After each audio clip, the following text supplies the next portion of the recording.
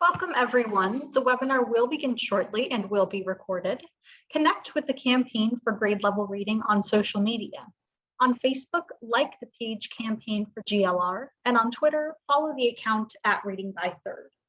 Please use hashtag Learning Tuesdays and tag us to tweet anything you learn from today's webinar, and we'll be sure to retweet. We encourage you to share your questions, reflections, and observations on social media. Once again, we would love to connect. So on Facebook, like the page Campaign for GLR, and on Twitter, follow the account at Reading by Third. The webinar will begin shortly. It will be recorded and shared with you afterwards. Okay, once again, welcome to today's webinar. My name is Sierra Sanchez, and I will be behind the scenes helping to produce this conversation. I have just a few housekeeping details before we get started.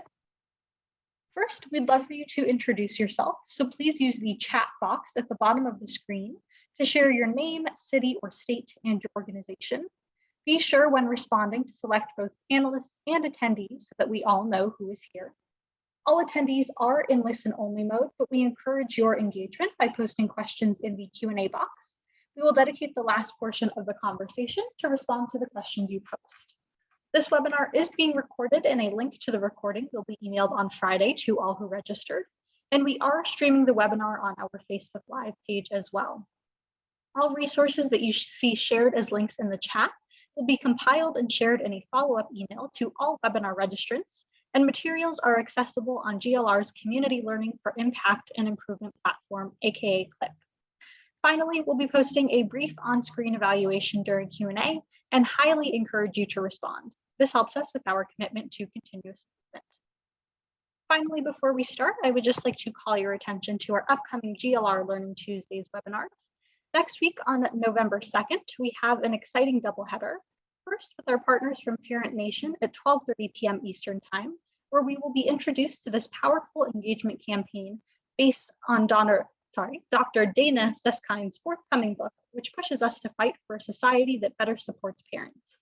Then at 3 p.m. Eastern Time that same day, we will have the chance to explore the ways in which high-quality instructional materials and high-quality professional learning enable stronger home and school connections in a session titled Learning at Home and in the Classroom, Innovation in Curricula and Professional Learning. Lastly, on Tuesday, November 9th, we have English Learners Experience During the Pandemic and Emerging Opportunity. We'll be sure to add a link in the chat box for more information and registration for both next week's events and those coming soon as well. Joining you now is John Gombrich, Executive Fellow with the Campaign for Grade Level Reading. Thank you and enjoy the webinar. Thanks as always, Sierra. And it's great to be with everybody today and to introduce this session. Over the past few months, we've been looking particularly at ideas and approaches that can help accelerate equitable learning as the pandemic recedes, even as there are continuing health concerns and other distractions. What we know is that many young people experience serious delays in learning during the pandemic. Our mantra at the campaign has been to do everything we can to accelerate equitable learning opportunities. One of the areas of focus over these past few months has been relationships. Over the summer, both Pam Cantor and Linda Darling-Hammond spoke to us forcefully about how crucial it is that young people learn and grow in relationship-rich environments. Of course, relationships have always been a central part of learning and development for young people, but as is the case for so many things, the dislocations and disruptions caused by the pandemic have made even more vivid and more urgent the importance of relationships for young learners. That's why we've devoted time to exploring this question over the past few months. Recently, we talked about different vehicles for relationships with Janet Carter of Coaching Core and David Shapiro of Mentor, Gina Martinez-Ketty of the Parents Teacher Home Visits. And having now talked a good bit about the why and the how of relationships for young learners, today we're going to talk a little bit about the who of relationships. Specifically, we're going to talk about an approach, a who, that can deliver exceptional opportunities to enrich learning environments for young people, but can also enhance the learning environment for teachers and all school personnel, and can produce remarkable results for communities and participants as well. As you know, because you signed up for this session, the who I'm talking about are co-generational teams.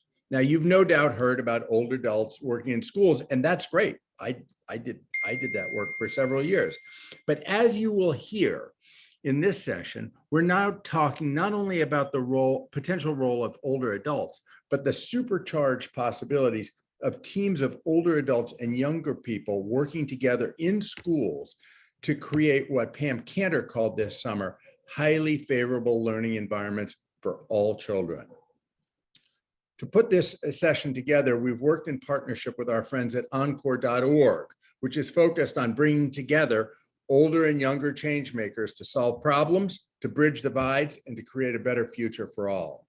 From my work over the past couple of decades, I'm fortunate to know very well almost all the people and organizations you will hear from today, and I promise you, this is going to be a special treat. As always in these sessions, we have a couple of goals, and we want to provide new information and ideas that we think are important to creating the conditions for early school success.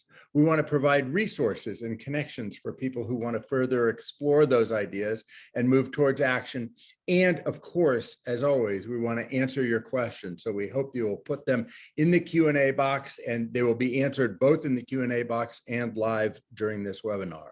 So I'm confident we're going to do all three of those things today. And now I get to step aside and hand the reins over to my friend and former colleague, Eunice Lynn Nichols, the Vice President of Innovation at encore.org. Before I give the mic to Eunice, I just want to say Eunice leads the Gen to Gen Innovation Fellowship. But before that, she ran the Purpose Prize, and she spent 11 years leading a portfolio of various initiatives to expand the social contributions of older adults in California, including especially Experience Corps, where I used to work. And we have Mayoshi with us today, who will talk more about Experience Corps. That's where Eunice and I first met. With that, let me hand the mic to Eunice Lynn Nichols. Thanks. Thanks, John. I am so excited to be here with all of you, and thank you for taking the time to be with us. As John said, I grew up in the Encore movement. I like to say that because I was 25 when I first heard of Mark Friedman, who's the founder of encore.org. And he kind of spoke to my heart about the difference older generations can make in the lives of young people. As a child of Chinese immigrants, that was my truth. I was raised in an intergenerational household. And in fact, I often say my grandparents were my after-school program. So Mark's ideas made a ton of sense to me, and I wanted to be part of that work. That's when I later ran into John and many other dear people that have been formative in my development as a professional. So I wanted to start here with a bit of my personal story because I have a deep belief that the work we do together here is deeply personal. Just 3 years out of college, I joined Experience Corps Bay Area, which was then just a fledgling program that was created by Encore to bring teams of older adults into public schools to help kids read by 3rd grade. And I never looked back. I was based out of a beacon center in San Francisco that turned schools into community hubs. And I inadvertently landed in what turned out to be the mecca of national service. Over the course of the most formative decades of my career, I found myself working side by side with a thriving, multicultural, multi-generational team, including dozens of AmeriCorps Vistas who were as young as 18, and hundreds of Senior Corps, AmeriCorps, and Experience Corps members who were over the age of 50. In fact, my oldest volunteer was 96. Every single one of them dedicated to creating a better future for future generations. I ended up spending a decade at Experience Corps, and that means there's a really long line of national service heroes who profoundly shaped my view and the view of my young staff. They showed us what it looks like to dedicate the entirety of one's life to community change and to do it in partnership with younger generations.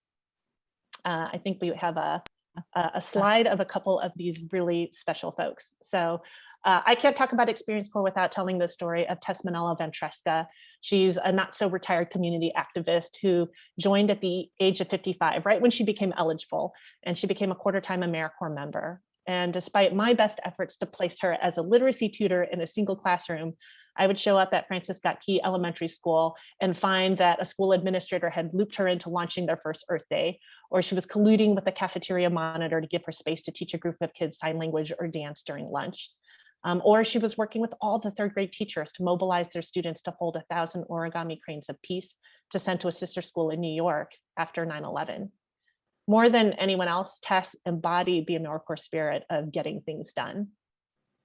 Virginia Sturwold is another volunteer that was deeply influential on me. She was a steely-eyed survivor of the Bataan Death March in the Philippines and was on the committee that interviewed me for my job, and later became like a second grandma to me and the hundreds of kindergartners she tutored over the years.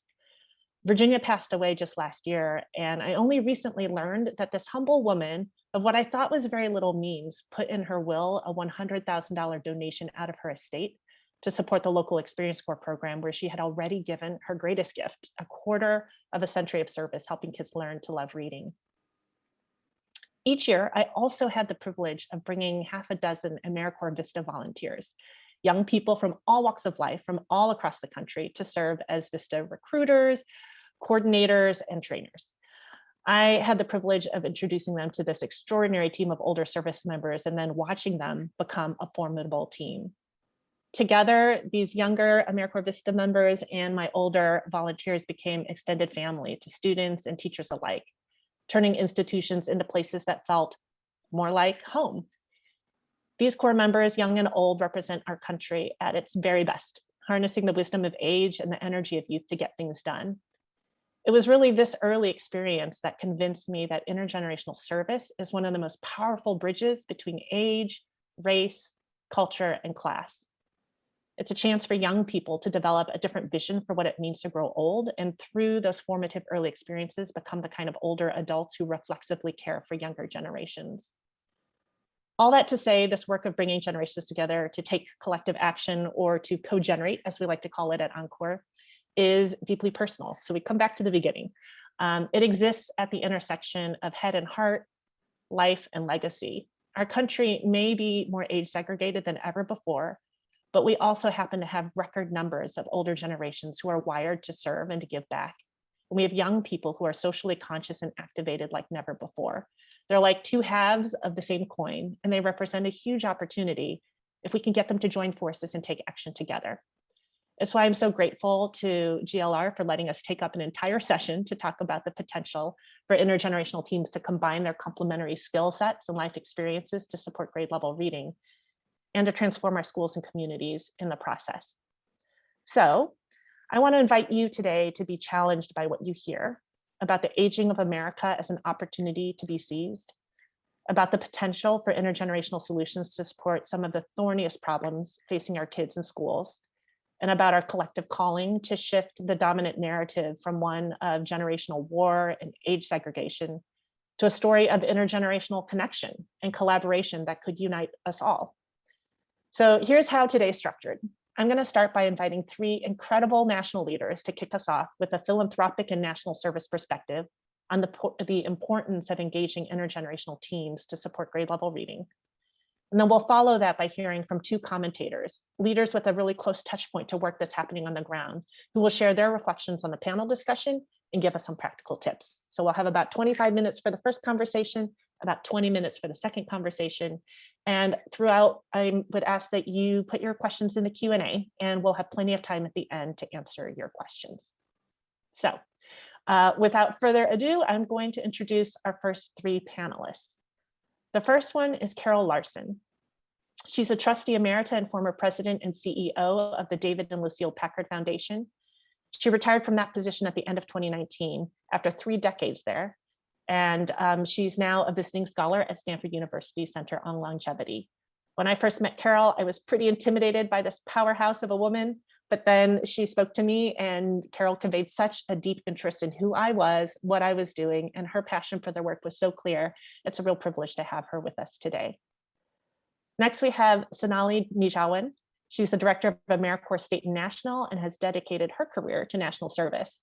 Previously, she developed and served as executive director of Stockton Service Corps, a 6-year, $12 million initiative to address local needs in Stockton through AmeriCorps programs. She also helped found City Year Sacramento and served as a California Director of Education Pioneers. We also have Atalia Sergi. She leads AmeriCorps Seniors, the federal grant-making office that's focused on engaging people aged 55 and over in outcomes-oriented service. She has 20 years of experience in service, community engagement, and education, and has worked in the public and nonprofit sector, ensuring people of all ages and those in underserved communities thrive. She's also been an Encore Public Voices Fellow. I've gotten to know Sonali and Natalia over the years, and when I heard they were each appointed to run AmeriCorps and AmeriCorps Seniors, respectively, I knew that the program was in great hands. Last but not least, our two co-discussants who will come on after our panels are Nick Howard and Mayoshi Moses. Nick is the executive director of the Reinvent Stockton Foundation and oversees its programs, including Stockton Scholars and Stockton Service Corps, in addition to the foundation. Since entering public education as a founding Teach for America Philadelphia Corps member in 2003, every role he's taken on has been collaborative and innovative in nature. And you'll hear more of that from him when he tells us about some of what's going on in his programs. Mayoshi Moses is vice president of AARP Foundation Experience Corps, clearly a program near and dear to my heart. She previously served as executive director of Genesis Works National Capital Region, a national workforce development social enterprise.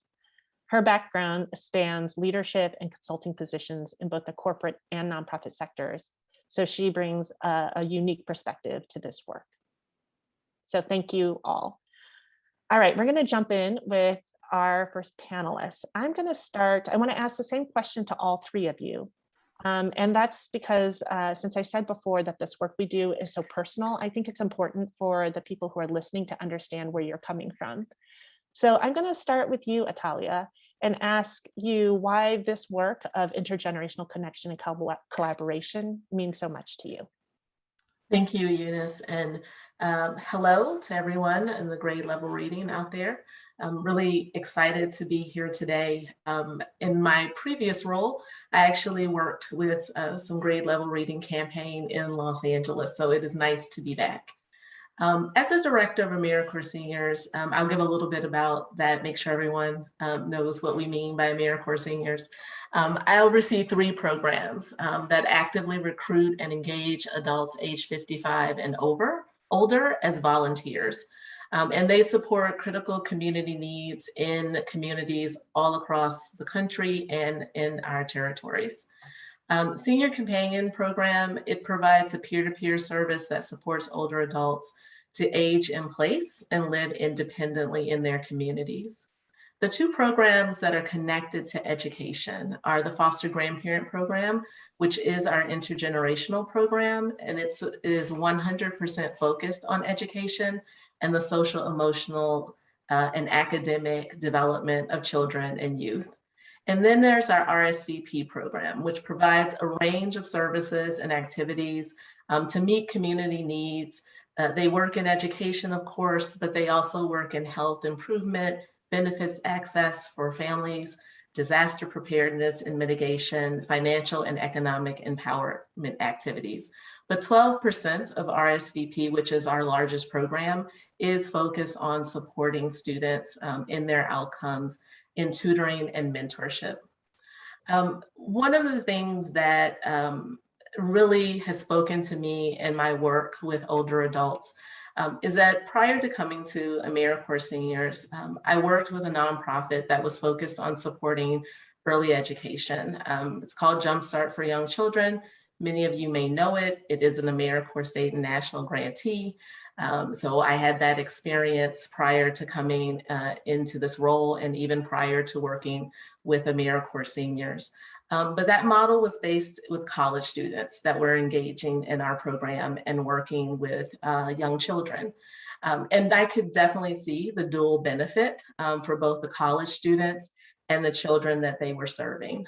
The college students were growing and changing and developing, and the children were definitely progressing in their academic and social emotional development.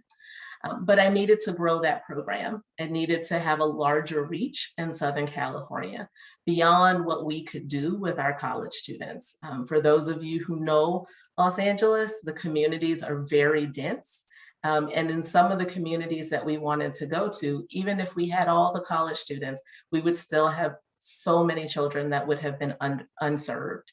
And then we wanted to go into communities where there was no proximity to college students. So in my research and trying to figure out how do I scale this program, how do I find other people who are available in the middle of the day for a whole academic year to work with young children. One of my partners, who actually was a preschool, that part of their mission in the community was to have intergenerational experiences, told me about the foster grandparent program. So in launching that program and overseeing the directors and the startup of it, I really started to see over time the multiple impacts of having a multi-generational experience in the classroom brought. So there's definitely growth for the children. We know through research that interactions with caring adults that are focused on children and supporting them in their growth and development, that you will see growth and development in them.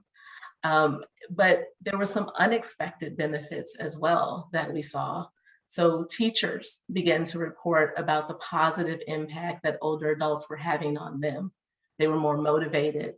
They were more excited about seeing these people in their classroom who were dedicated to them and their children. And it really gave them more fire to get going in the morning and to continue throughout the day and work with their children. We saw how parents started to let us know how they were so excited to see the grandparents when they came in. Because unbeknownst to us and unexpected, the grandparents became mentors to those parents and helped them with things outside of the classroom. Our volunteers are recruited from their communities, so they started to see their families just in daily living, at the grocery store, in their places of worship. And so we saw that parents felt more connected to the school and felt like there was an additional resource at the school that could help them. And then I also started to hear from directors just the impact that older adults were having on their connection to the community. They became these bridges in the school to the community for the school. And so when seeing all of that and then starting to reflect on how older adults were also impacting my staff and impacting me, is just something that I was like, this intergenerational and multi-generational experience of working on behalf of children and families in an educational setting. There's so many more benefits that are coming by us adding older adults to our program. And this led to us doing a couple other things in our program, where we started to do trainings and inviting both our older adults and our college students to come together. And just watching them share experiences, share ideas, and problem solve around how they were going to better serve children in the classroom was so exciting. And that led to, in the last years that we had our foster grandparent program, to doing a co-generational summer service project. And so we would partner, half of the team would be from our foster grandparent program and half would be from our AmeriCorps program. And they would work together in the summer to serve children in their summer school or in their preschools that were open in the summer. And they, on both sides, they really just talked about how much they learned from each other, how motivating it was for each of them to see each other in service. And to just work together throughout those summers. And we would get a lot of questions about why this doesn't happen all year long. Those experiences really spoke to me. And I really saw just the growth and development of every person that was in that circle around the children. And so, it really just opened my heart and made me commit to this co-generational idea, because I actually saw it come to life and the benefit that it could give. Thank you, Atalia. I remember when I met you just thinking how bold it was for you to take a model that had really only been used with college students and to bring in older adults and see them as an asset and find ways to bring those threads together. I'd love to move over to you, Sonali, and bring you into the conversation just to share a little bit about why this work is so personal for you and how you have kind of entered into this co-generational space. Sure, I'd be happy to. I, like Eunice, grew up in an intergenerational home. My paternal grandmother lived with my family. She was like my primary caretaker. I love how you said your grandparents were your after school program. My grandma was my after school program, and she instilled in me this love of my culture and my identity as an Indian woman. And she brought to me this recognition of the importance of honoring and celebrating the lived experiences of the generations that come before us, and the knowledge that our elders bring and our seniors bring to the work that we're doing today. And so I think, just on a personal note, I also, I think, mention this quite often, is intergenerational or co-generational. That wasn't something I thought about. It was just like part of my upbringing, and it was the norm for me. And I think what is so interesting in my introduction to co-generational work came when I was in Stockton, and we were launching Stockton Service Corps. And as you shared, I've had years of experience working with AmeriCorps programs. I served as an AmeriCorps member, and the lens which we often use is young people serving their community, and that was an existing lens for me as well when we were launching Stockton Service Corps. And I'll never forget the moment where one of our AmeriCorps programs was hosting an info session, and we had a room of seniors from a local church who had said, yes, I want to teach kids to read. Yes, I want to make a difference in my grandchild's life or the life of grandchildren across our community. Sign me up. And I remember realizing, oh my goodness, I have been framing it in this specific way, but there's so many people who are in our communities who are committed to creating change and who have been in our communities for generations, and they want to make this difference, and they want to serve students in this way. And so when we were developing Stockton Service Corps, we were so lucky to have this intergenerational core where I want to say like 35 of our 100 AmeriCorps members were seniors. And when we would come together to have collective learning and root ourselves in what the identity of our city was and what the history of our city was, we had the opportunity to have that same experience that I had growing up, to have our young people hear from and learn from and understand the lived experience of our seniors as they were understanding their own service experience in their city or a city that was new to them. So I think it was such a meaningful moment for me, and it just solidified for me the importance of bringing people of all backgrounds together, including people of different generations together, to serve in a focused area, right, to make a difference. So I know we'll have opportunity to talk about more as it relates to AmeriCorps, but I just, I think it was such a meaningful experience to be able to do that and to see the relationships that developed across generations and the supports that were provided to our younger members from our seniors and to our seniors from our younger members is really beautiful. I love that. And, AmeriCorps is a program that isn't actually age bounded. And yet it tends to be associated mostly with young people. So I'll be interested a little bit later to get your thoughts on how AmeriCorps specifically could play a really important role in co-generation. But before that, I want to get over to Carol and have you share a little bit about your path into co-generation. And also if you could reflect a little bit on why you think the opportunity is ripe right now to invest in and launch more intergenerational approaches to support grade level reading. Great, thanks Eunice. And first thing I want to say is, boy, are we ever lucky to have Eunice at Encore and have Sonali and Natalia and AmeriCorps and in these leadership positions going forward, where you have this deep personal connection and understanding of the importance of intergenerational relationship.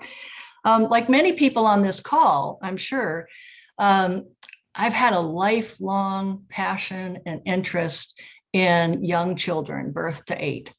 and their families, and public policy and advocacy on behalf of these families. And it's why I went to law school. It's why I joined Packard as a program officer back in 1989, and it continued all the way up through being president of that foundation for a number of years. And I think many of you have worked with Packard. I had a great opportunity to work with Ralph Smith when he was at Annie E. Casey, and that connection obviously continues today. But it's both a matter of head and heart, right? So using my head, I know that over these years of child advocacy and policy, working with Marian Wright Edelman and other people, it does really, we had a lot of work to do to get greater access for health insurance in this country for children, for access to preschool, for access to early health care and prevention programs. But once we saw a lot of gains in that area, because there really have been over the last 10 to 15 years, a lot of gains in policy, and we're experiencing more today, we knew we had to focus on quality too, like what goes into quality of service delivery. And that gets into workforce, and it gets into what I love in John's opening introduction about contexts which are rich in relationship for kids, a whole child approach, a whole community approach. And so that pushing for access and dollars and funding and advocacy, we have to incorporate and not leave behind the relationship that helps make these quality services. And then there's the heart part. Unlike Sonali, I didn't grow up in an intergenerational community. I was an older mom when I had my kids. I was 39 when I had my first child. And my parents were older and they lived far away from me. And as well documented by Encore and all of its resources, we've become a really age segregated society. So I actively sought out intergenerational connection, just informally. And so I encourage people on the call to answer Eunice's question for themselves. Why do they relate to this? I just remember being a not so young, but new mom, right? Really wanting to hear from people in their 20s and hear from people in their 80s who had experience with all of this that we were going through, and having a child and finding childcare and working out all those things. And here I am now, having stepped down from a 40+ year career and in my 60s, and I really, late 60s, I'll be turning 69, so aware of the resources in our community, the numbers of people in their 50s, 60s, 70s, 80s who want to stay engaged, who care about young children and their families, and who really want an opportunity to have some purpose in their life and some connection. The demographics, I don't think we've mentioned it yet, there are now more people in our country over the age of 60 than there are under the age of 18. That life expectancy in our country has doubled in the last century and continues to, and even with the effects of the pandemic. And so we've got what's gone from a demographic pyramid to a demographic column with 4 or 5 generations living at once in our communities. And that's a first for this country. So it's this incredible, to get to your second part of your question about what is it about this moment in time? One of it is the changing demographics and the numbers of people available, because our systems are still set up for retirement early, for Medicare and social services early, but that a group of people who have both the prospective longevity, but also health and desire to contribute and give back. So why this moment in time? New demographics. Second is, I think over the last few years, probably because of the pandemic, it might be a silver lining, is that the salience of the issue about what we need to do to support our kids and families is just much greater. Everyone's experienced it firsthand, about what happens when you send your child to school and what's necessary to support that. How do we bring, so the salience has grown, and the awareness. And then, fantastic to all those on the call, new funds flowing, huge new funds flowing. The American Rescue Plan, created, even that passed at the end of last year, created hundreds of millions of dollars into our communities and states being available to expand and improve services in our elementary schools in our preschools, and really around the context of schools and family. Just looking in California, I'm located in California, just looking in California, increased tax revenue in California, coupled with the new infusion of funds from the federal level, has led to our government saying we're going to expand transitional kindergarten, which is otherwise probably known as preschool for all 4-year-olds, to all 4-year-olds in the state. That's huge. It was only reaching a quarter of them. Creating 120,000 new subsidized childcare slots. Much more is needed. 120,000, well, that's a lot. Lots of new funds flowing into our counties and to our school districts to really do something to accelerate learning, given as we come out of the pandemic and tutoring. So we have this huge opportunity, and then you say, what does it take to make that a reality? Well, a lot has to do with workforce and human capital, not just funding. So basically, I'm excited because I think this lifelong interest and this interest in Encore and your work and co-generational service has an opportunity for us to be creative about taking advantage of this moment and really bringing in creative thinking about workforce, both in terms of salaried positions as teachers, but also in terms of service and co-service, as we talked about, in terms of volunteering. So I combined both answers about why I care personally and how long of a focus this has been, but second of all, why this is a moment. Demographics, huge change, much more awareness in a political moment. And third, new funding that we got to make sure we take full advantage of it. And this presents one aspect of how we could do that. Nice. I expect nothing less from you, Carol, to thread that needle so well. Okay. So I want to, one, I think what I hear in you is like both in your body energy and in your voice is this, like we have to seize the moment, and the moment is ripe. There is funding out there, and I appreciate you pointing to the many kind of shifts happening there. I'm wondering, Sonali, if you could talk a little bit about your perspective from an AmeriCorps funding perspective. How can people access that? How are you thinking differently about how that money can be used and your resources? Sure. So just for folks, I know Atalia shared a little bit about AmeriCorps Seniors. AmeriCorps, the agency, is the federal agency for service and volunteerism in America. And we provide through our many programs, both AmeriCorps State and National and AmeriCorps Seniors, we provide opportunities for people of all ages and backgrounds to give their time and talent to strengthen communities across the country. And we work hand in hand with thousands of local partners to bring people together to solve problems, expand opportunity, strengthen communities, and unite our nation. And I think it's important to say that most of our dollars are granted to local communities, so they can be targeted around local needs. And as it relates to AmeriCorps State and National, a little over 50% of our funds, our appropriated funds, go towards supporting work in the education space. So what that looks like is we are supporting nearly 12,000 public, private, and charter schools across the country, including 1 of every 4 low-performing schools. Our members and volunteers serve both in person and remotely to boost the support of students from pre-K to college, helping them prepare for higher education, careers, and life. And while we focus on literacy, we also focus on STEM programs. We provide support with classroom instruction, mentoring, after school and summer school support. So there's a whole series of ways in which our members are supporting.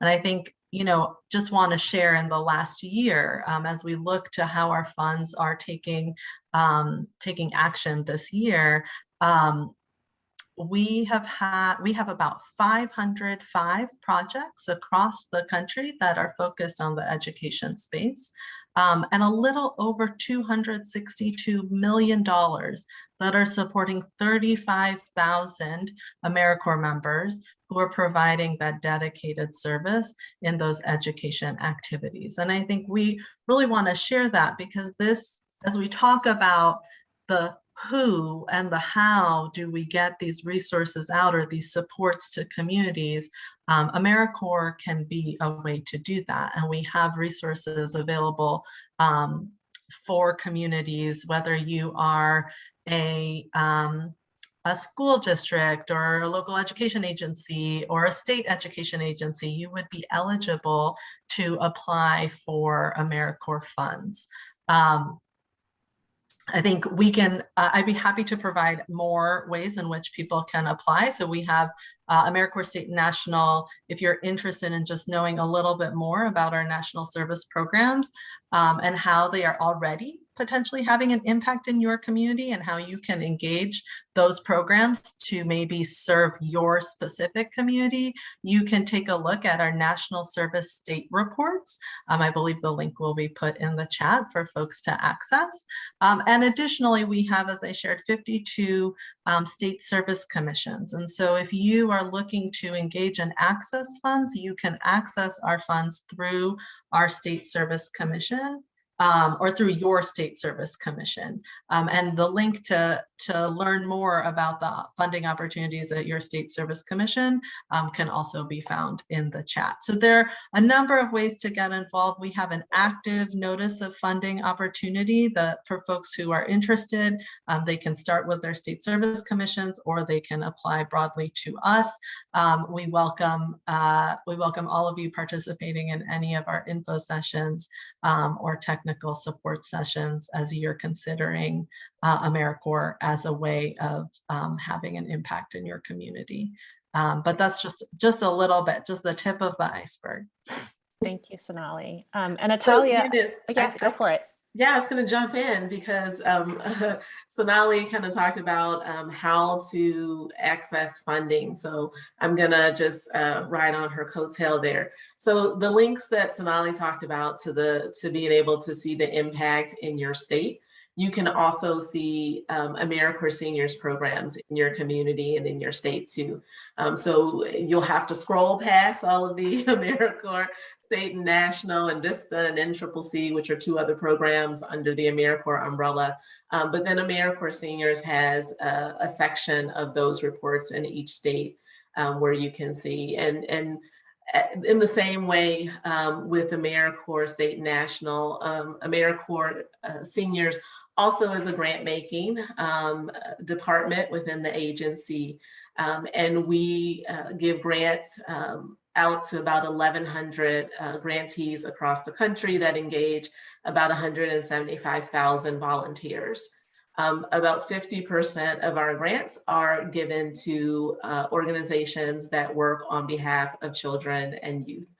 And so our foster grandparent program, which I mentioned in the beginning, is 100% focused on serving children. And it's typically children in early Head Start age, so 0 to 3 through 3rd grade. That is their primary place where they serve. And so they are working on a lot of these language and literacy development areas that you're working on. Same as AmeriCorps State and National, we do have programs that do math as well.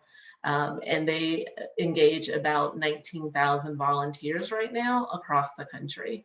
And you can access our funding through the AmeriCorps funding page. It's a page that lists out all of the funding opportunities there are at AmeriCorps. It is a living page. So as new opportunities open up, they will show up on that page. Our next opportunity is opening up actually on November 1st. So Carol mentioned the American Rescue Plan. So some of our funds for the American Rescue Plan will be available for application on November 1st. And those funds are specifically targeted towards communities and organizations that have not had AmeriCorps Seniors grants in the past. So I encourage you, if this is an opportunity you feel like you want to engage older adults in your programs, and there's not already a program in your community that you can partner with, this might be an opportunity to launch something. that can really make a great difference in the lives of children. So just wanted to add that on to the end there. Great, thank you, Atalia. So one thing I wanted to actually just give everyone here a heads up on is we are actually in the process of brewing up some new things, in part through the generosity of the Packard Foundation and in partnership with AmeriCorps and AmeriCorps Seniors, is this acknowledgement that we need to actually incentivize co-generational innovation. And so stay tuned. In the new year, we'll be launching a series of incentive grants for people to actually, if you are using AmeriCorps, but not AmeriCorps Seniors, but you actually think you might be able to tap into that, or vice versa. You have AmeriCorps Senior volunteers already in place, want to tap into younger AmeriCorps members. We'll be putting out some incentive grants to help stir the pot there and get you thinking about new ways to do this work.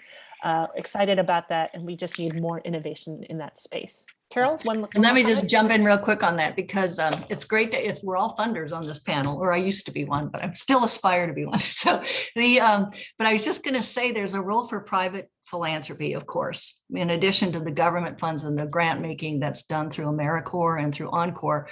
There's usually a matching grant requirement in AmeriCorps grants. And so you need to get your local donors engaged on these issues. And as is true in so many important things, the role of philanthropy can be multifaceted. It can be advocacy, it can be service, it can be policy work, it can be communications. But I would encourage you on the call, two things. One is be bold. It may take you as operators of programs or leaders of community initiatives to make your local donors aware of the importance of this moment and the intergenerational opportunity. And I think a good trend in private philanthropy, I hope, has been to do a better job of co-creating and really listening to the people who run programs about what they want to try. And so, be bold, and let's all go out and encourage people to get involved in this issue. I'm going to put my email in chat, because I'm going to continue to work with Stanford and Encore with philanthropists who are interested in getting more engaged and staying abreast of these issues. So if you are one or know some, I would love to hear from you. And the last thing I'll say, Eunice, is Emily posted a couple of resources in there. One, a Phyllis Siegel article in Intergenerational, in an e-journal of public policy about AmeriCorps and service history and intergenerational connection. That's been really helpful to me. And also the SSIR series that Encore did with Stanford Social Innovation Review on the multi-generational moment. For philanthropists, they're very helpful guides. Great. Thank you, Carol, for pointing those out. I'm going to give the three of you a little bit of a breather and a break, but ask you to take a look at the Q&A questions, because there might be a few you can actually answer there. And I want to bring Nick and Mayoshi into the conversation. So as a reminder, Nick is the Executive Director of Reinvent Stockton Foundation. Mayoshi is the Vice President of AARP Experience Corps. And I'd just love to get your reflections on what you just heard Carol, Atalia, and Sonali talk about. And in particular, if you, as you heard that, it resonated with some of the work you're doing on the ground. And then I want to follow up after that with just getting some concrete tips from you on how people can get into this work if they're not there yet. So why don't we start with Mayoshi?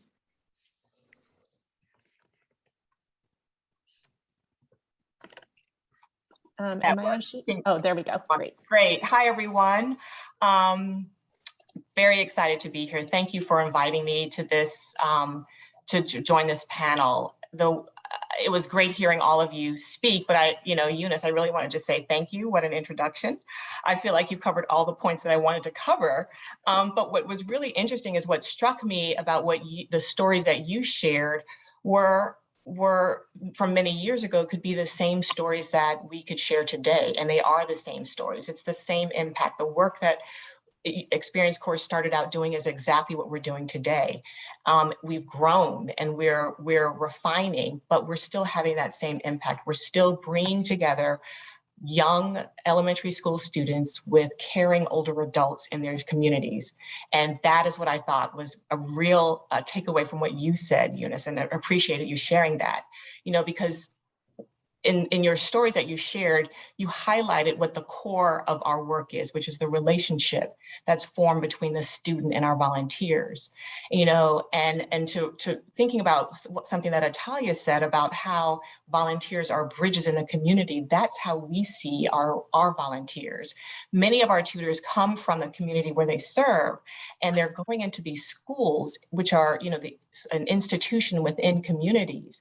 And so the benefit of this program is not only experienced by the students and the tutors, but all of those connected to that institution, like teachers, the schools themselves, and the communities that the individuals are working in. So it was really inspiring to hear you all speak about how sort of this work has impacted you personally, and to see how it's reflected in the work that we're doing today.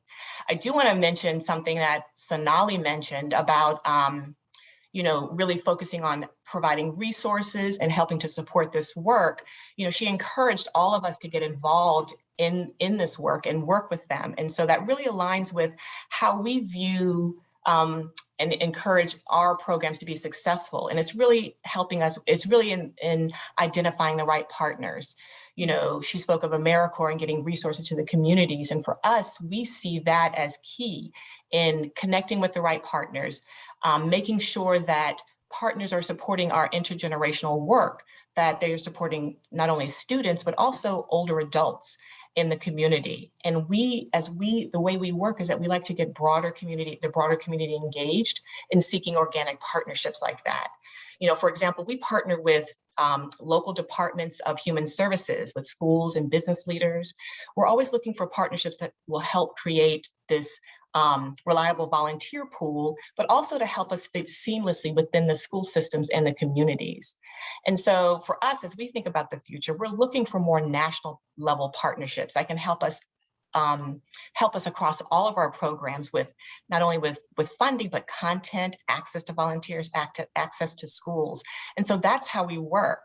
And one other thing you mentioned, Eunice, again, how it really reflects on how we are still at the core of who we are when we first launched as Experience Corps, but we continue to work with vistas. We have vistas as part of our program today that are helping to build capacity within our programs. They support them by recruiting volunteers, collecting and analyzing data, fulfilling other program needs as necessary. And so when I think about, thinking about all of that you all have shared, it's inspiring to know that the work we're doing is aligned and we're moving forward in this space together. And so, I think that is what I think is really special about Experience Corps and what we're doing. Yeah, I appreciate that, Mayoshi. And I think something you raised, and I think there's a question in the Q&A about the average tenure of a AmeriCorps Seniors volunteer, which is probably similar to an Experience Corps volunteer, which my guess is, I think things are still the same. Is it like seven-ish years? 4 to 7 years, absolutely. Yeah. And so if you think about adding in that stability alongside younger people who are naturally at a stage of life where they probably shouldn't be there for 7 years. Hopefully they're going on to college, they're getting jobs, they're moving. So having the mix of older volunteers alongside younger ones actually creates an overall place of stability. So I appreciate that perspective. Absolutely. And just to comment on that, we talk about the pandemic, everyone mentioned the pandemic. And one of the things that we did, we really shifted our whole model and made it a virtual tutoring model. So completely changed things. But what we wanted to do was to ensure that everyone felt comfortable in this new space. So we developed really, really intense, rigorous training with the volunteer in mind, because we know that if our volunteer tutors feel comfortable in this space, not only with the content, but with now having to learn how to use these new digital tools, we know that once they're at a point of comfort, they can then provide that comfort and be a source of comfort to their students. And once we realized that, we were able to do that for our tutors. And so they were able to show up for those students every week. And having the students know that this person was showing up for them in the middle of all this chaos that this, pandemic brought, was something that, exactly as you say, brought a level of stability to the students' lives, but also to the tutor. They looked forward to this. It was an opportunity for them to feel connected when we were all physically distanced from each other. So it's been managing through this pandemic has been was interesting, but also great learning involved. And it also helped us as a team see that our program really is really powerful, that we were able to have the same type of impact in this new mode as we have for all the years since you've been in it, Eunice. Great. Thank you, Mayoshi. Want a reminder, put a reminder out there for you to put questions in the chat box. We will have time to get to that at the end, or I'll integrate it as we go. But I want to move over to Nick Howard. Nick, I'll say when I intersected with the reInvent Stockton Foundation staff, I just had this overwhelming sense of a group of people that are so entrepreneurial. And I think this kind of work requires the ability to think differently and to be willing to try new things. So would love to invite you in to share your perspective and your approach to making co-generational work happen. Yeah, thanks, Eunice, and thanks everybody for allowing me to be with you all today. As many of you are probably experiencing right now, working from shared spaces, you may hear a little background noise. I apologize for that, but my whole family is making the house our working space right now. So what I'll talk to you all mostly about is my work with Sacramento Reads. This was a few years back before I came to the reInvent Stockton Foundation. But to speak about that entrepreneurial sort of spirit, when we were launching the third grade reading campaign in Sacramento, which we called Sacramento Reads, and it was out of the Office of Mayor Kevin Johnson at the time. One of the things we were trying to figure out is how the heck are we going to find volunteers to come in and staff these sites and get with kids, right? And what we learned is that there was like two really, really great resources on that front. One was college age students who have a more flexible schedule, right? But were passionate about issues of education.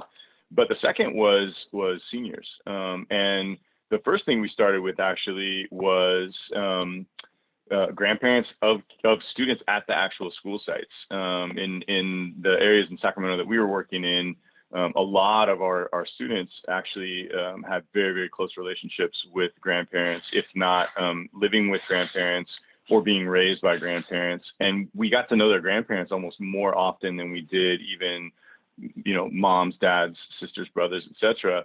And so that was the first group we tapped into. And from there, the network really grew. They referred us to additional spaces for recruitment, like local service clubs, church groups, etc. And so what was such a gift to us was, we had this idea of, let's engage some of our senior community members.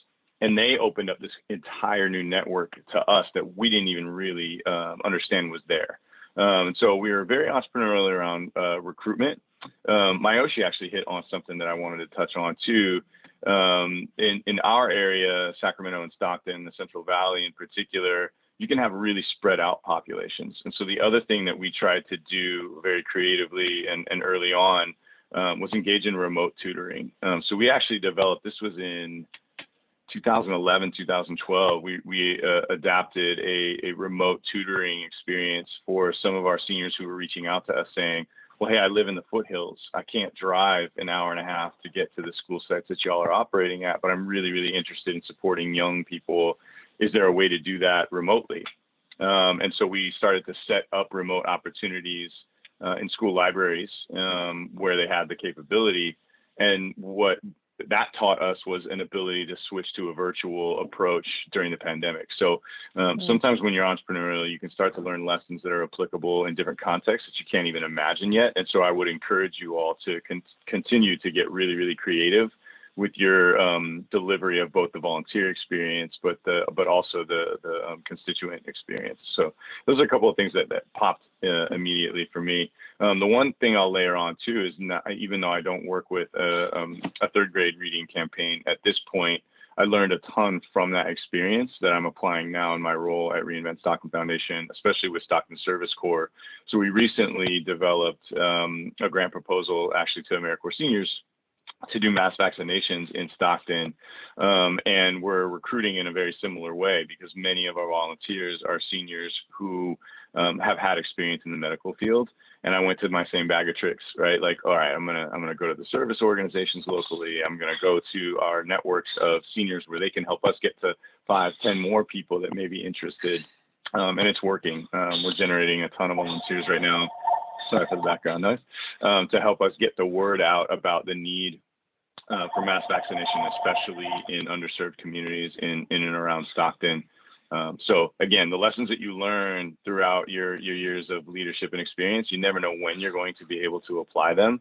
And I'm constantly finding ways to recycle my bag of tricks in this new seat at reInvent.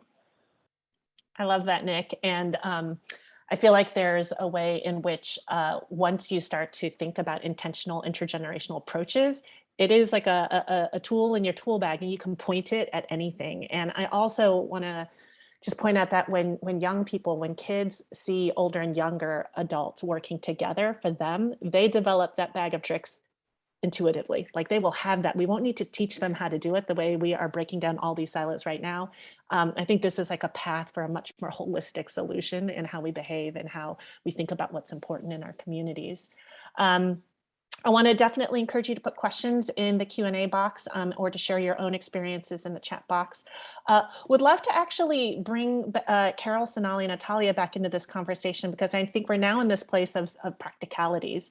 And while you each sit in different places, I think you've all had touch points with what it takes to be scrappy and to think differently and creatively. So I think Nick kind of broke open the conversation on some creative bags and tricks in his bag. I'm wondering, Sonali, maybe for you, do you have anything you want to bring to this conversation? I think Mayoshi mentioned it, and I appreciate it so much, the importance of relationships and connecting to community. And Nick even referenced it on how you go back to the bag of tricks, right? And so I think for us in Stockton, when we were doing this work, and I think for AmeriCorps programs broadly, is really putting, building relationships with community members and community leaders and stakeholders, and then also putting the voice of those who are being served at the core of the decision-making process, right? So we, how are you engaging students? How are you engaging seniors? How are you finding ways that they do want to get involved and then creating the pathways for them to do that?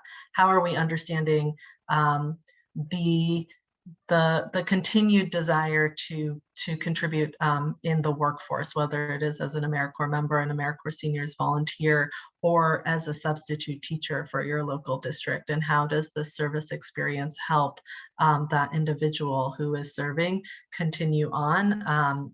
Carol also referenced, I think the other thing I'll say is, you know, when building relationships, we're bringing in community stakeholders, and we're also taking the opportunity to bring in community philanthropy and funders, and those can show up in the way of your local United Way, but it could also be someone who wants to contribute in a specific manner, might not have the capacity to volunteer, but wants to contribute financially. And so I think the work people say it takes a village, right? And everyone can contribute in their own way, whether it is serving or through philanthropy, public or private. And so finding ways for everyone to be part of the work and to building those connections. I think that's just so important. And I think it helps with the long-term sustainability of the resource, right? Because people feel fully invested in all ways, not just for a short period of time. That's something we often heard from folks is, you have AmeriCorps members, they're going to be here for a year. What happens when they go away? When they go, you know, well, if we're all committed, we can find ways for the work to continue and for more members to serve. And if you engage AmeriCorps seniors, you'll have members serving for between 4 to 7 years because their commitment and tenure is so significant. Great. Natalia or Carol, anything you want to add? Yeah, I think I would add to that. I 100% agree with all that my colleagues have said, and many of those bags and those tricks in the bag and relationship building were things that I used when launching the foster grandparent program into an environment that had only had college students before. I think the one thing that I would add to that is still on relationships, but use your relationships to help you to launch whatever it is that you're about to launch. So go to those people who have done this before or who have some experience in it and ask them for guidance, ask them for direction. Go to community members who might know about places to recruit volunteers or how to set up and manage volunteers within your space. Go to them, ask them for help, ask them how they do that in their space. Most of the time, people are more than willing to help. Go to your community partners and ask them, where are the people who can help me, either on the philanthropy side, the volunteer side, the program setup side, to make sure that when you bring those volunteers in, they are actually helping you to move towards the goals that you have for your children and your families. Really use your networks to help you get ready and get centered and prepare yourself for this if this is new to you. That was such a lifesaver for us when we launched the foster grandparent program. We talked to people who had done it before. We actually hired the former director when we got our grant, who had run a foster grandparent program before and had partnered with us. Because those relationships will help you in all the ways that everyone has said.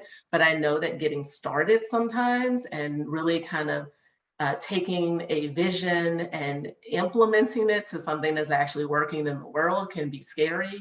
It can be stressful. It can be difficult to share with other people. So use that network to also help you build this. And then, you can all move forward together. Thank you, Talia. Just quickly, I'll just add up. I think that data really makes a difference, so that, I wonder how many people on the call in their community know the answer to what does the demographics look like in your county in terms of age distribution? What does volunteerism look like in your county? What do we know about the desires of the older people? Besides data, connection, like I've gone into communities and, in California, you have a whole aging structure, you have an old childhood structure, you have a school structure. And even within a bounded city or county, they aren't necessarily thinking about each other as a connection. And so you can often be the one who encourages that. Hey, what is that connection between First Five and the Aging Commission in your county? And then the stories and examples, you've all demonstrated that today. Eunice, your opening, you've got to speak to the heart of people and really show the impact, and not only hearing from the person who's the volunteer, but hear from the kids and hear from the teachers, et cetera. The final thing is, I think incentives really work. Even like if you're a philanthropist or you're a government program, Encore's had great experience with offering even modest grants, like $10,000, $15,000, which arm a person in a leadership position within an organization to go to their board or to their fellow staff and say, hey, let's try this. And that little bit of attention and incentive kind of helps get people over the hurdle. So those are just some further thoughts. That's great. Well, we've talked a little bit about kind of getting things started, as well as about recruiting an intergenerational team to the table. We have a couple questions about like what happens once the work has started. So picture you've only had a predominantly younger volunteer base or a predominantly older volunteer base, and now you've done the co-generational thing, you've brought them together. One question is, how does like the training and professional development of that cohort happen when you have people with such different lived experience and touch points with technology or with the education system? And how does that work? So open to anybody jumping in. Hi, I'll chime in. I want to chime in here because I really think that this is where we shined this past year in particular. Was, we've focused on making sure we're able to serve the needs of the student and the needs of the tutor volunteer. And so that is at the front and center of our work. And as we think about that, then we think about what do we need to provide to ensure that happens? What do we need to provide to the student and set up for the student to make sure that they have the most welcoming learning environment? And then what can we do with our tutor to ensure that they feel comfortable in this space? About 1/3 of our tutors are former educators. And so they're comfortable with tutoring and they know what this is like, but that means that 2/3 aren't. So that means that we have to get them up to speed and get them to feel comfortable with all of the knowing with the content and understanding how to deliver it, but even also understanding how to assess the students and understanding how to create an environment that makes the student feel safe, that helps the student feel, to help the student learn and where they can grow and stretch. And so we've really focused on identifying resources that can help ensure that our content is up to date, and also on delivery methods. What is the best way to deliver this information? And so we look at who is learning. So we not only look at how students learn, but we're also looking at how adults learn, so that we can create training and tailor it to our volunteers so that they understand how to walk into this space. So I think really focusing on the needs of each of the people that you're trying to serve and each of the groups that you're trying to serve, understanding how they learn and tailoring training around that, I think is really what has helped us be successful and continue our work, but also can be helpful for others. Thank you, Mayoshi. I'm wondering, Nick, if you could speak to your service learning days where you're bringing older and younger members together for professional development and other connections.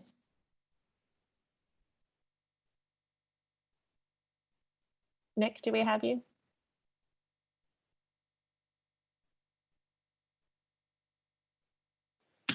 Yeah, sorry, fighting with the mute button, and also was answering a question in the chat. Eunice, would you mind repeating No worries. what you want me to get at? Yeah. And in fact, it might be the question you're answering in chat. So can you speak a little bit to how you do service learning days when you have older and younger members together who may have different goals for professional development because of their life stage? Yeah, absolutely. Great question. And sorry, I should have clarified. I was answering something in the Q&A, and then there were questions coming in the chat as well.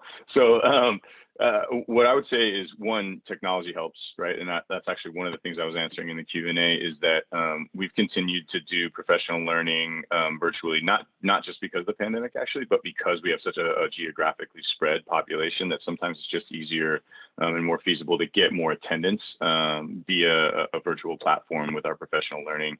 The other thing I would say is unique about what we're doing in Stockton right now through the Stockton Service Corps, and thank you, Sonali, for launching such an amazing initiative that I get to keep going now, is that we're a place-based strategy. It's a really unique approach to service, right? It's this collection of service organizations that are all committed to this place that is called Stockton. And so one of the things that we try to do as Stockton Service Corps is not develop them as to how to do their programs better, because each of the programs is really expert in that. What we do is fill the gap around place, history, context. So that's what's great about having multiple generations and multiple programs in one space for professional learning, is we're really driving the gaps in their knowledge about Stockton, about its history, about its culture, about its community. And our senior volunteers in particular bring so much value to the conversation, because they've literally lived the origins of why Stockton is the way it is now in a lot of ways, right? They can tell the stories, they can share the family history, they can say, oh, this is what happened in our neighborhood when they built the Crosstown Freeway and decimated Little Manila, or some of the communities that were impacted. And then vice versa, our younger volunteers can say, and this is how I'm experiencing that world now. Right, because many of our seniors don't necessarily live in the same physical places that they did as youngsters, and so they don't experience the impact of the way the neighborhoods have changed over time, or the way that Stockton has changed over time as a city. But our younger volunteers can share that living experience with them, and that helps our senior volunteers connect with the kids they're supporting, or whatever constituency they're serving. So that's really what we've tried to do with professional learning, and how we try to make a co-generational space about place, context, history, and everybody grows in that way, and they create bonds and relationships and understanding across place, across neighborhood, but also across generation in Stockton, which is key for us as a community, because there has been so much separation and so much misinformation about why Stockton is the way it is. There's this singular narrative about Stockton that we're also trying to sort of eliminate and broaden and bring more color to by leading professional learning in the ways that we do, so that we can equip all of our volunteers, senior to young alike, with a much more holistic story about Stockton that they can then go out and tell to their networks and tell in the community. What a beautiful way to answer that, Nick. I appreciate that. So Sonali, I feel like you were leaning in.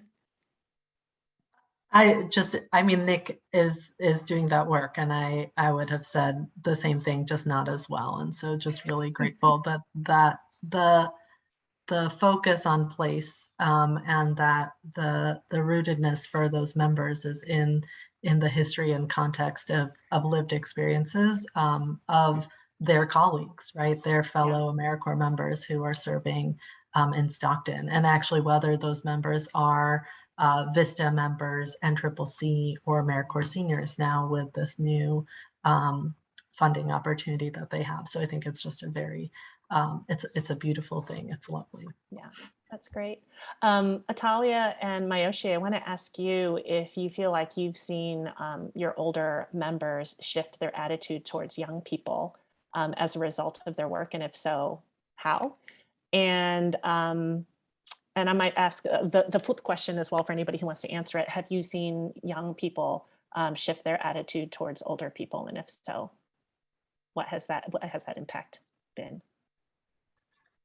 So I think for us, when running the foster grandparent program and putting them together with our AmeriCorps members, I don't know that I think I saw a shift in their attitude, because they came to this work because they wanted to be with young people. They wanted to share their wisdom, share their knowledge, share their experience with young people, and make sure that those young people's lives were better than what their life was. You know, a lot of times they talked about, we want to do this because they deserve a better community, they deserve a better chance, and we have the opportunity to be a part of that, and a part of giving them a better start than maybe I had. And so I think that continued to be their thinking. And when they came together with our college students, it was more the excitement of being able to share the work of serving young children with college students, and to kind of hear about what their dreams and their aspirations were, share their knowledge and wisdom with the younger AmeriCorps members. For the AmeriCorps members, I think that they have all the same kind of, in some ways, embedded ageism that we see just generally in our society. And so for them, they were excited to see and hear all the different strategies, techniques, solutions that our AmeriCorps seniors members were implementing in the classroom, and to learn from that and to work alongside them. And they were excited about that opportunity. So I think for them, it broke down some of the biases and the ageism kind of rhetoric that we have in our community, and that was a change in them. But again, I even think our AmeriCorps members, they join our programs because they want to work in their communities, and they want to make their communities a better place. And so they saw this as an opportunity to partner with other people who may have been from a different age, maybe even from a different culture than they were. And they saw it as another part of their learning and another part of how they could work together. That was my experience of of working with the foster grandparent program and our AmeriCorps members in the relationships that we had. I think there was somewhat of a change in thinking about what older adults are capable of. But for older adults, I think that they continue to want to give, because that is why they came, to leave a legacy, to change their community. And this was an opportunity to do it. Maybe they saw dedicated young people, because there's that stereotype of young people, we're not dedicated to anything. But they got to see that in action. That's right. Go hang out with a bunch of AmeriCorps Vistas and you will change your perspective on that very quickly. Any of them. Yeah, any of them. Yes, that's right. I wanted to, Mayoshi, go ahead. I just wanted to say I absolutely agree with Atalia. I wouldn't say that there was a shift when I look at even our volunteers with our kindergarten, elementary school students. It's really more about they're encouraged. They're more encouraged to do this work. And so they're I think our students are very open to receiving from our seniors, our older adults. And I think that by the fact that our older adults are interested in doing this, they're open as well. You know, we have data that shows that majority of our volunteers are interested in serving in this way because they want to help students. Number one reason is because they want to help kids learn to read. And the second reason is because they want to help their community. So I absolutely agree with what Natalia shared. That is, I'm seeing more of that as opposed to a sort of a shifting in perspective. Yeah, that's great. I wonder if there's another, just let me add something quickly here. If there's another impact that we can see, we've talked about attitudes toward each other, but the way I got interested in this was in 1997 when John Gardner called me up and talked about the beginnings of Experience Corps. And he talked to me about it in a political sense. If we don't engage older people in our communities, they'll live in segregated settings and won't support the policies for our children and families. And I do think bridging divides and creating more connection and caring about each other can pay off policy-wise when there are local initiatives and other things. And if we don't do it, we're in trouble. So, yeah, such a great point, Carol. And I'm going to use, so you brought up kind of policy. I want to bring this back full circle to funding, because it is a big elephant in the room. Somebody asked a really key question on how do you retain or attract staff. This is kind of the workforce issue that you brought up earlier, Carol. How do we do this co-generational work with quality, volunteers, staff, others, when wages are so low or there's so little money to actually pay for the work that we all in this room know is so worth it?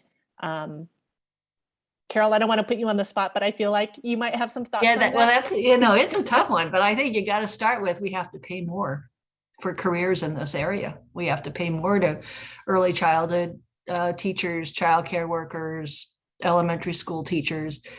And I also think that we have to, that feeling, having said that, feeling the support and engagement of your community and having resources that aren't necessarily salaried people with whole careers, but are people who want to be committed for, I think a lot of the commitments that older people make are for 10 hours a week, 12 hours a week, for a whole year. We've heard an average tenure can be 4 or 5 years. What an incredible resource that could make your life easier as a full-time teacher in places like that. But then we need to provide training for that. But I don't think there's any way around the fact that we need to pay more money and make these attractive careers in many different ways. Nick, I'm wondering if you could comment.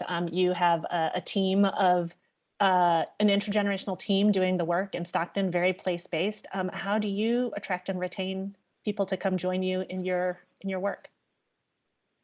Yeah, a couple different ways. So one, and I answered this in the Q&A as well in writing, but I think let's be smart about how we write our grants and our proposals, right? I think that what we thought about a lot in Stockton in particular is because we're pulling in volunteers from a large geography is, okay, if I'm on a fixed income and I've got to drive, how can I, pay for gas or mileage or the incidentals that come with, going out to a mass vaccination clinic site or a school site where I'm doing reading tutoring. So we've tried to include those kinds of costs in our grants and our proposals. That's one way.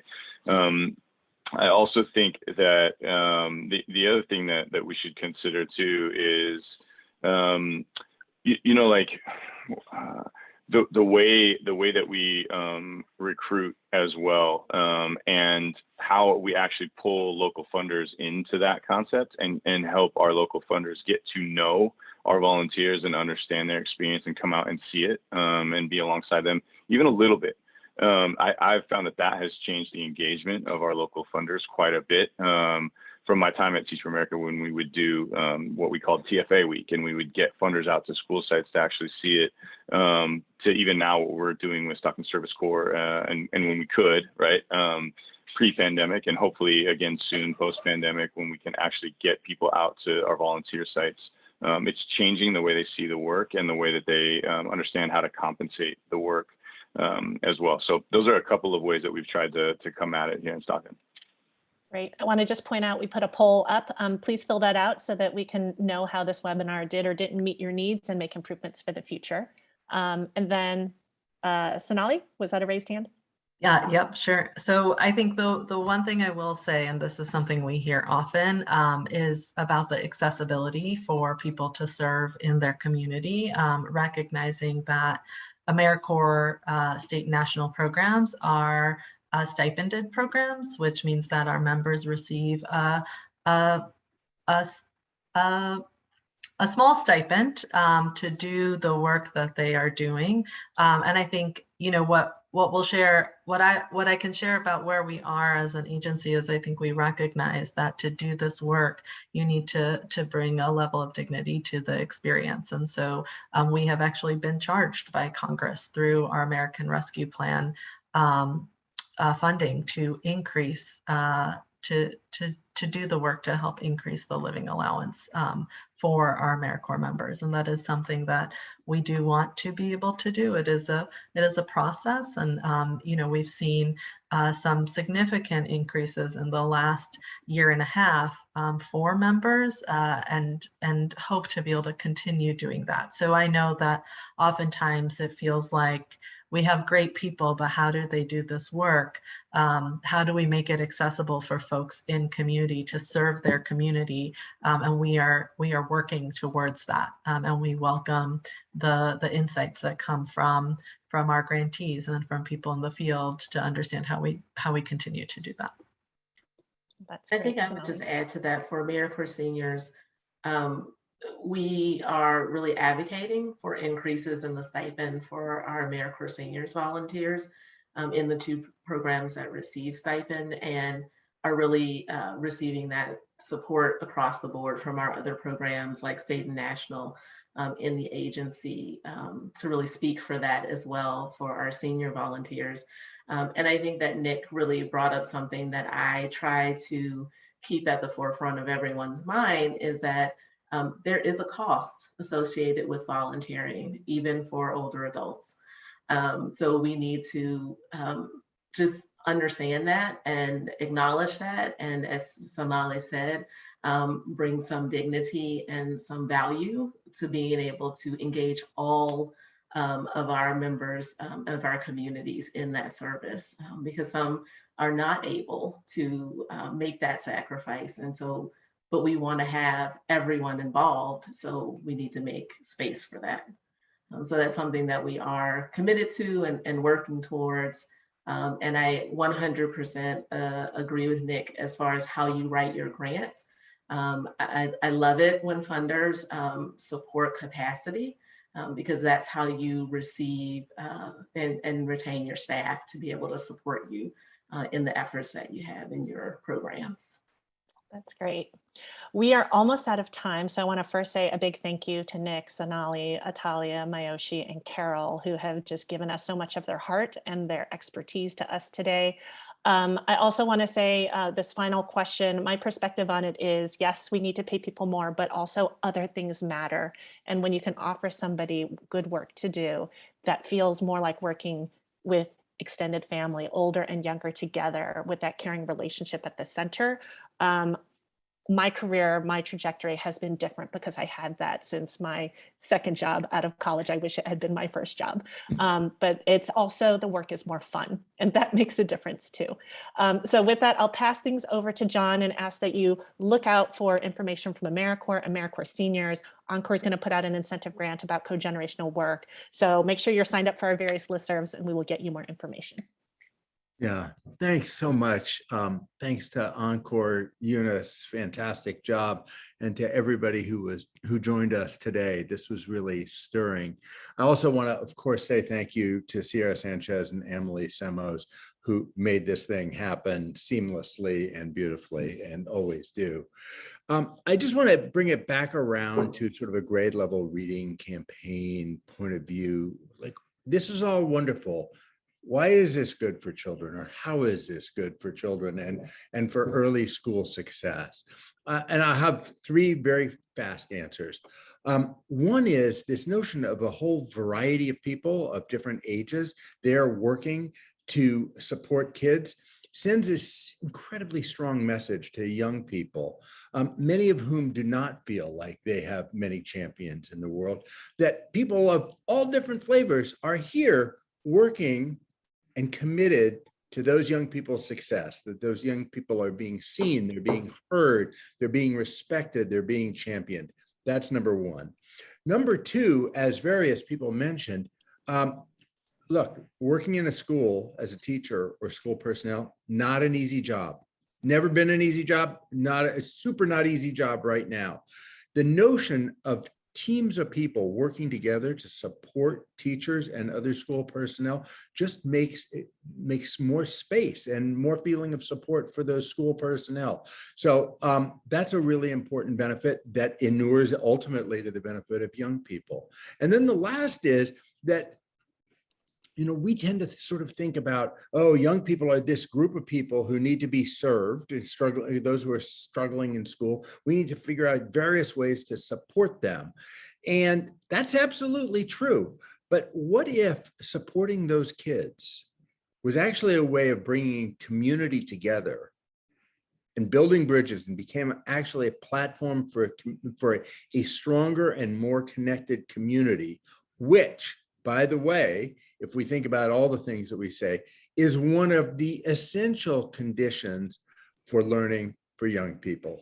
So benefits the community, in turn, benefits the young people. So thank you to all for bringing all of these ideas about co-generational work to the Campaign for Grade Level Reading crew. I think you saw how much interest there was today and will continue to be in the future.